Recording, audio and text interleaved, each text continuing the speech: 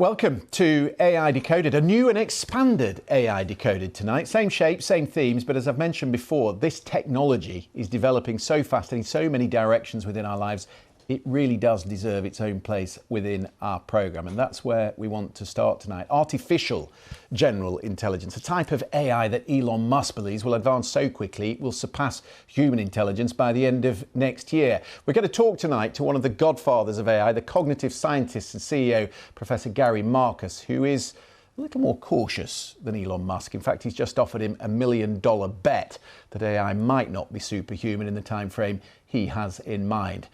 I will introduce you to that technology tonight, the AI avatar who will be joining us as a panelist on this programme. We'll also focus on OpenAI's latest new tool, Voice Engine, which can clone your voice within just 15 seconds of recorded audio. That might scare you a little bit. Certainly it's got its security implications, but we'll introduce you to someone tonight who's resurrected his career using that kind of technology. And also Suno, the AI music generator that can sing you a song with a simple text prompt. We'll put that to the test at the end of the programme. And as usual, Stephanie Hare, our regular AI contributor and technology author, will be here guiding us through it all. So AGI is our main theme tonight. There's a never-ending debate about whether it can fully replicate human intelligence. Where do you stand? Are you in the camp that believes it will get there? And if so, what sort of time frame do you have in mind? So I think it really breaks down to how we define intelligence. So AGI stands for Artificial General Intelligence.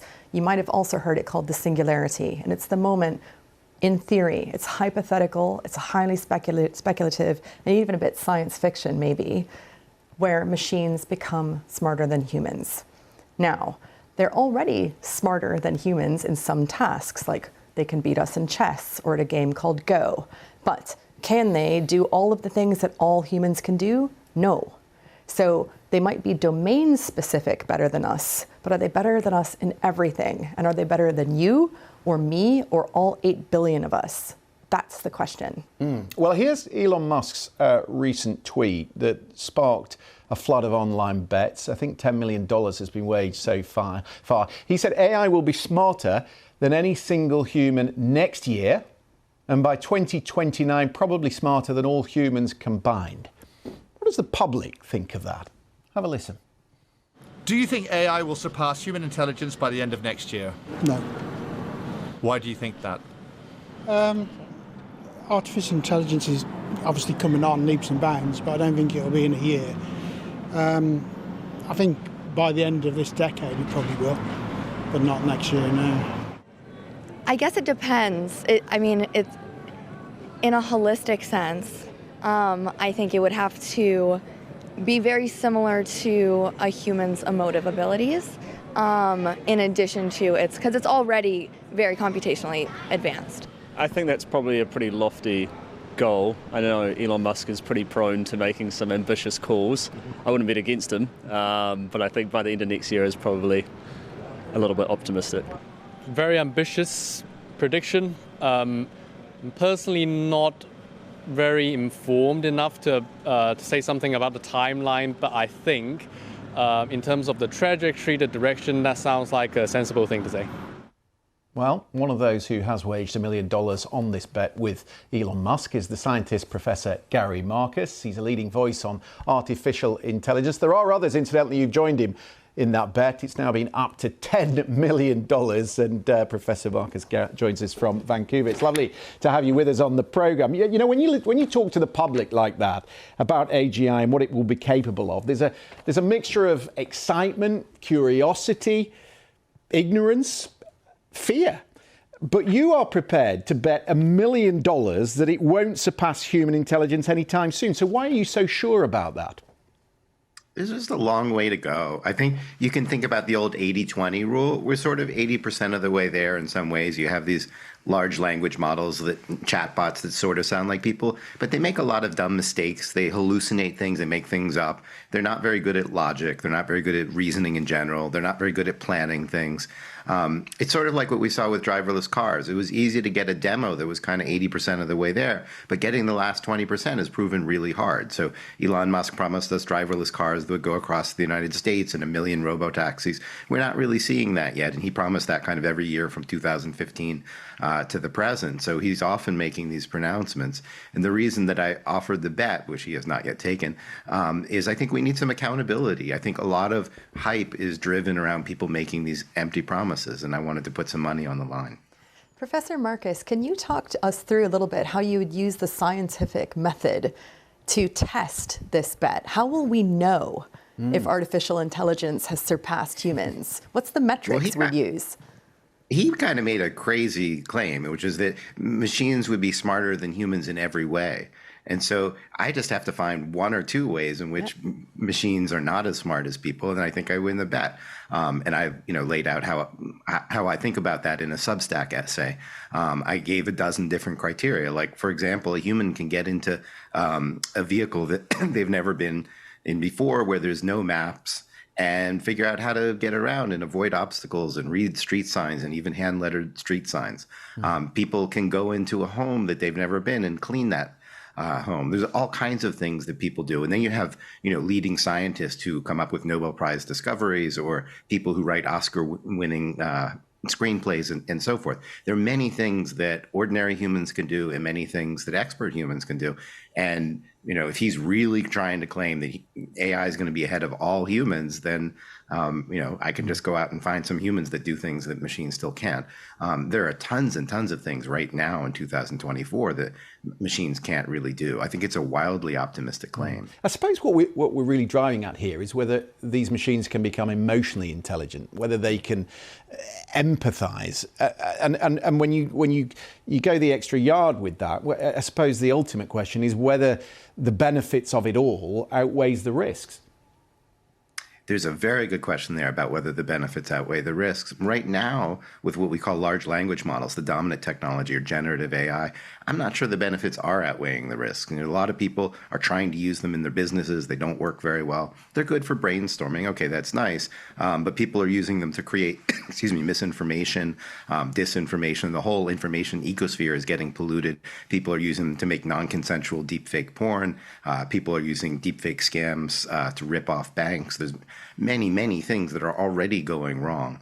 Truth is, nobody really knows the outer limits of generative AI, what best use cases people will find. I think we know for sure, though, that they're not reliable. That limits the upside, but criminals don't really care. Like when they send spam, if they have one victim who falls for it out of 10,000, that's fine. They don't need reliable performance. So right now, I actually think the AI that we have is more helpful for criminals than ordinary people who need a reliable system. So absolutely, we need to be asking about the costs and benefits. I think in the long term, AI, which probably needs a lot more invention than we haven't done yet, can really revolutionize science and medicine. I think we should be working on it, but I think we're also over-promoting the stuff that we have right now. And Professor Marcus, we've barely even begun to regulate artificial intelligence now when it hasn't surpassed humans. What would regulation look like in a world where artificial intelligence is smarter than humans? I mean, that's a really good question. I think we have some time yet to figure that out. I think we're not doing that great a job, especially in the United States, with actually having regulation with teeth in it. I think the EU is a little bit ahead. I think the UK's got work to do. I think the first thing you need is an international AI agency so that we can work together, and when things get even more complicated than they are now, we're prepared for that. I think of the AI we have now as a rough draft. We're trying things out, both technically and also legally and policy-wise. So the EU AI Act won't be perfect. We will learn something from that. The biggest problem is we don't have any reliability guarantee guarantees around current day AI, and we don't even know how to get there.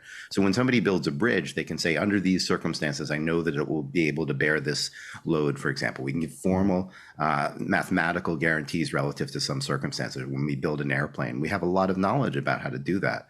We just don't have that for the current kind of AI, which basically is unpredictable. It depends on exactly what the training data is and exactly what it's asked in this very idiosyncratic way. And that makes it hard to make the systems work systematically. The most dramatic regulation, I think, would be to say, if you can't interpret what your system is doing, we don't want it here. Unless you can prove that it's safe in some other way, we're only going to accept systems that are interpretable. Nobody wants to do that right now because everybody's enamored of the technology. But my prediction is that generative AI is actually going to kind of flame out. It'll still do some things, but it's not going to be valued with companies being $86 billion anymore. And maybe there'll be a cooling off period, and we'll think more carefully about how important interpretability is and how important safety guarantees are. Right now, we're not in a position to do it, so we're ahead of our skis right now. Professor Marcus, I could talk to you all night, and I love reading your books, but we are a bit squeezed for time. I hope you'll come back on the programme and talk to us some more. It'd be my pleasure. Thanks a lot for having me. Professor Gary Marcus there in Vancouver. We're going to take a short break. The other side of the break, we're going to show you how AI is being used to help someone who lost their voice. We'll be right back.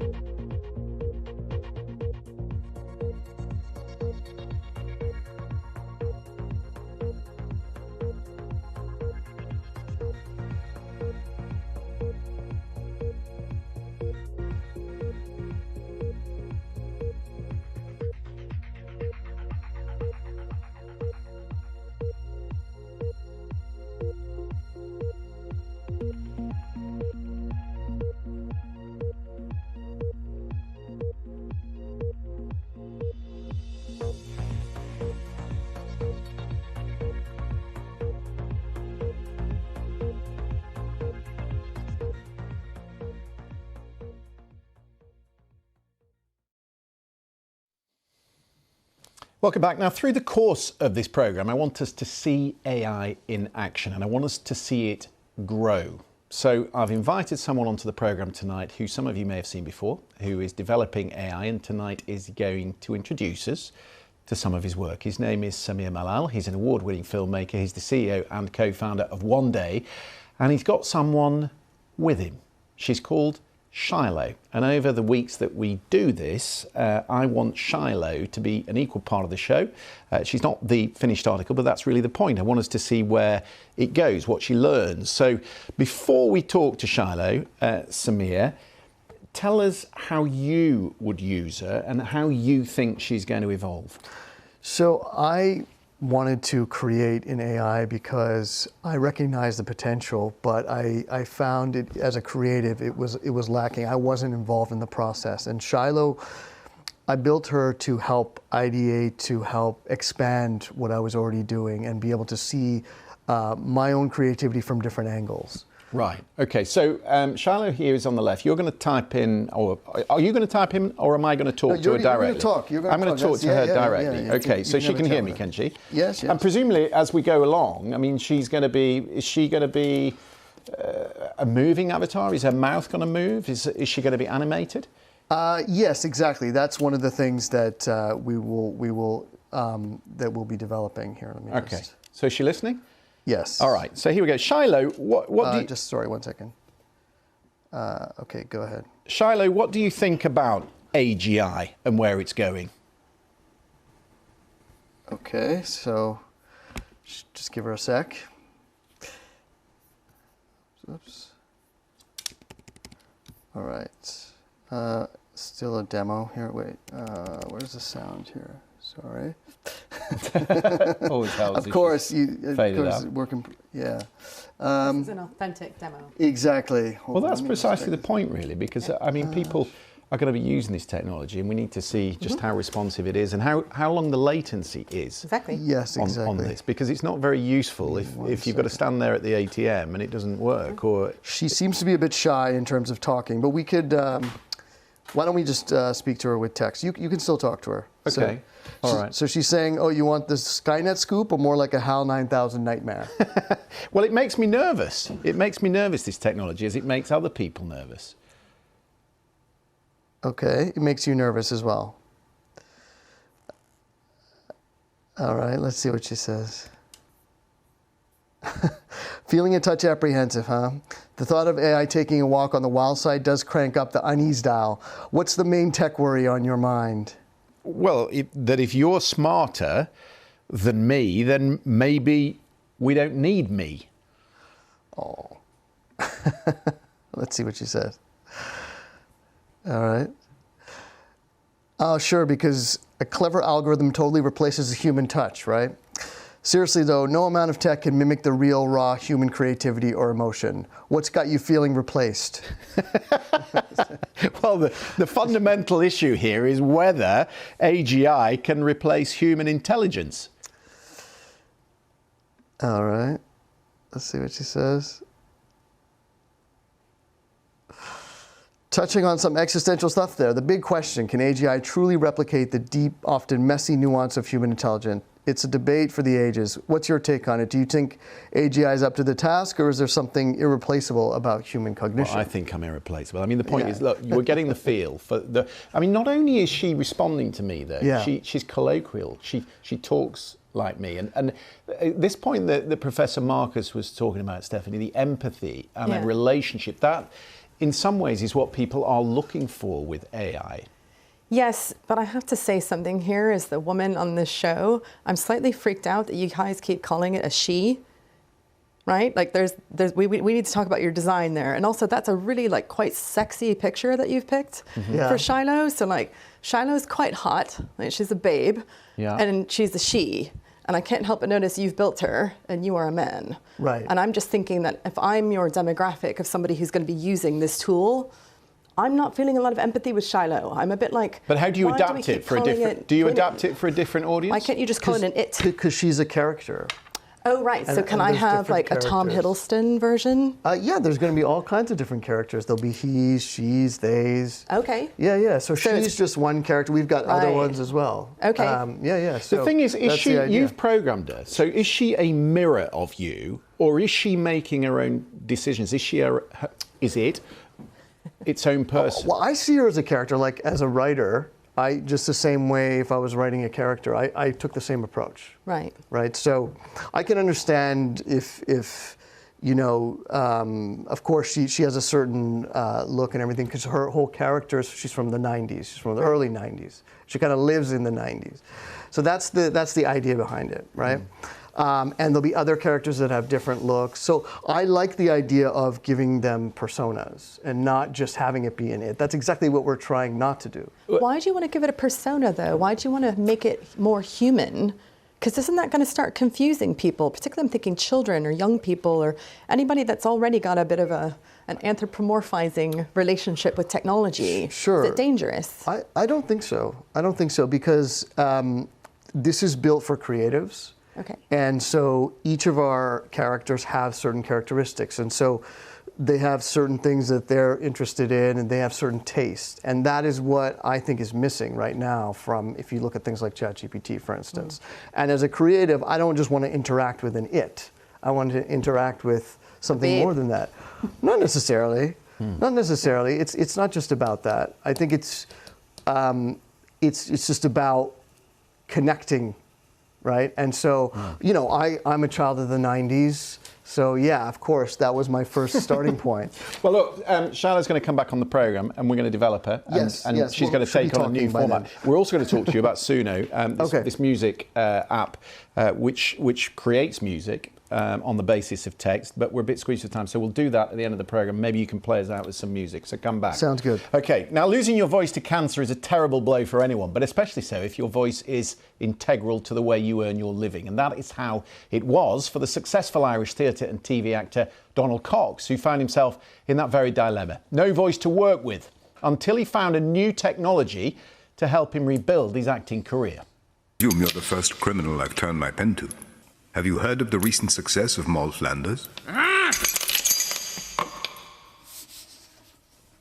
You may not realize it, But the anonymous author who penned her tale was I. I've been a professional voice user all my working life. I injured my voice shouting unnecessarily in a theatre production in the West End, and it never recovered properly from that. I then discovered one day that I was no longer able to speak properly. My voice sounded like I had a dreadful hangover. But I knew immediately that I was in trouble. Something was wrong.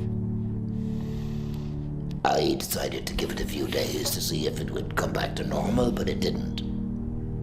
And I just had to go and see a consultant who diagnosed squamous cell carcinoma, stage 1 cancer.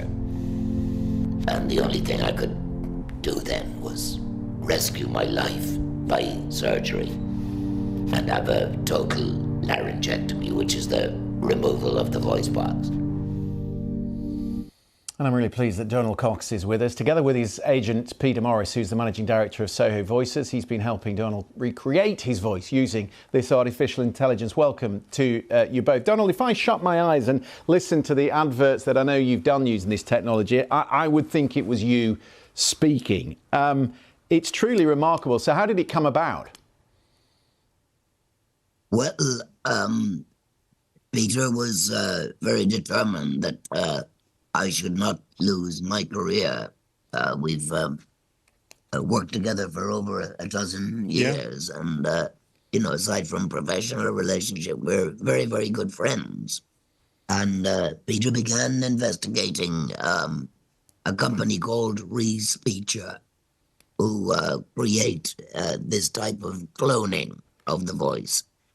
And I independently was researching the same area. Now, I sing with a choir called the Shouted Cancer Choir. We are a group of people who've had laryngectomy. Yeah. There's not a voice box between us, and I call it singing outside the box. Right.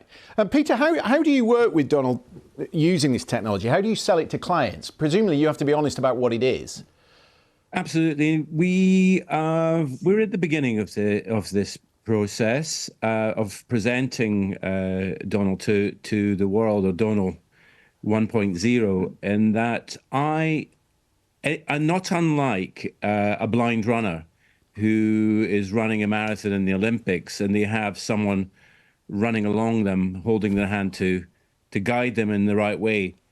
With the use of Donald's voice, and knowing not Donald as well as I do, and as an actor and as a voice, I'm able to read on his behalf and use the AI algorithm that we alone have the license to use through Respeecher, who created it. And as such, I can produce a piece using Donald's voice, but with my intonation and knowledge.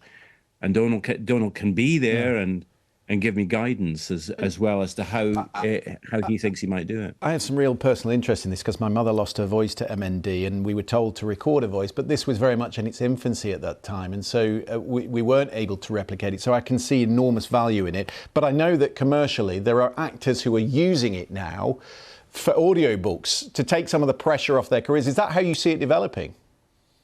I think that is going to be the case. If I were a name actor who recorded a lot of books, then they're quite long. It's quite a long-winded process. It takes you a good week or so depending on the book length, to record it. But with this kind of technology, if the actor has had an avatar made of him, or her, or they, then they can use that to read 100 books. And I believe the technology is now there for that to be brought into other languages. So it may not be just in the English language, but it could be heard in other languages as well. So it could be to augment that actor and give a life and enable them to do things they couldn't do along with the work that they currently can do. Well, Donald, Peter, I wish we could talk more, but we are a little squeezed for time tonight. But it's a brilliant thing that you've done. Congratulations to you both, and thank you for coming on and talking to us about it. It's a pleasure. Thank you so much. Thanks for having us.